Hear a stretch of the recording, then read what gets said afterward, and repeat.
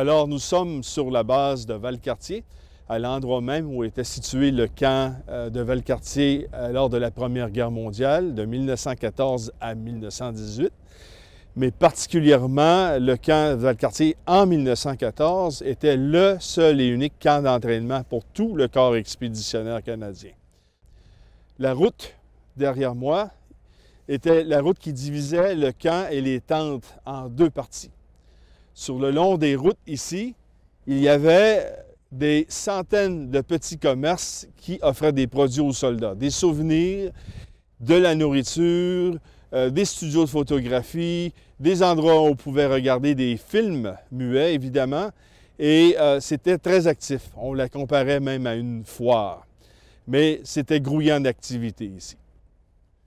Le ministre de la Défense, le colonel Sam Hughes, va enjoindre toutes les unités de la milice à envoyer leurs volontaires ici à Valcartier.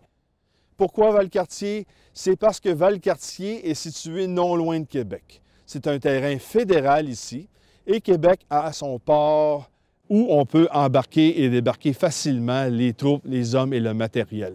La mobilisation du corps expéditionnaire canadien s'est faite de façon chaotique.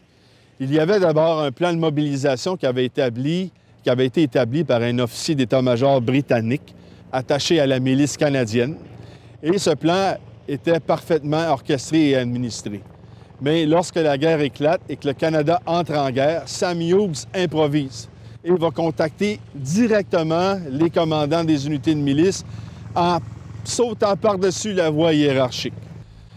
Alors, les gens, Valcartier, lorsqu'on demande, on enjoint les troupes et les volontaires de venir à Valcartier, il n'y a rien. Ce sont des champs, encore des champs qui sont à l'abandon, quelques maisons qui sont abandonnées. Et comment va-t-on faire pour accueillir toutes ces troupes? Alors, on va mobiliser des ressources incroyables en argent, mais en personnel.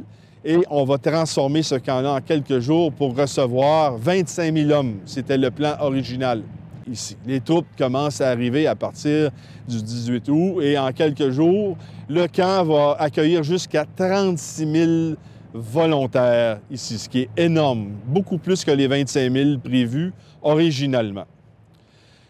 Le colonel Hughes, Sam Hughes, qui va être promu par la suite major général, est partout sur la base. Il va même se faire construire une résidence personnelle et une voie de chemin de fer pour garer son train privé.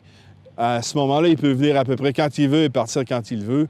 Et Sam Hughes est partout sur le terrain.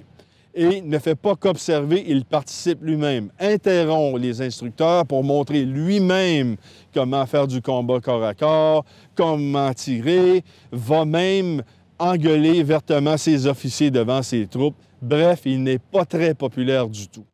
Alors, à la fin de septembre 1914, les soldats, même si leur entraînement est loin d'être parfait et complet, doivent quitter pour l'Angleterre.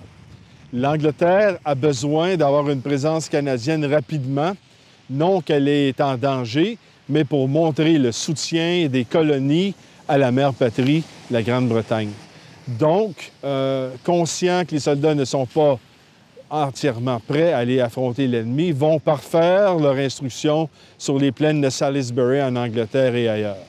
Et quelques unités seulement iront sur le front dès 1914, mais la plupart des autres arriveront au printemps de 1915. La statue au revoir représente un soldat canadien de la Première Guerre mondiale qui était ici à Valcartier en 1914 et qui fait au revoir non seulement à Valcartier, mais à son pays, le Canada, qu'il va quitter et peut-être ne reverra plus. Valcartier va être très symbolique de la participation ou de l'implication du Canada dans la Première Guerre mondiale, du moins en 1914.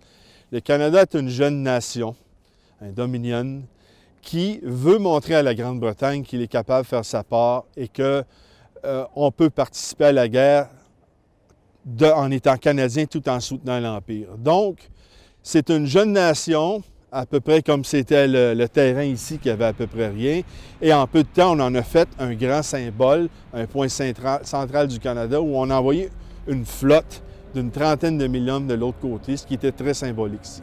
Et Valcartier par les efforts déployés et l'argent investi, représente bien ceci.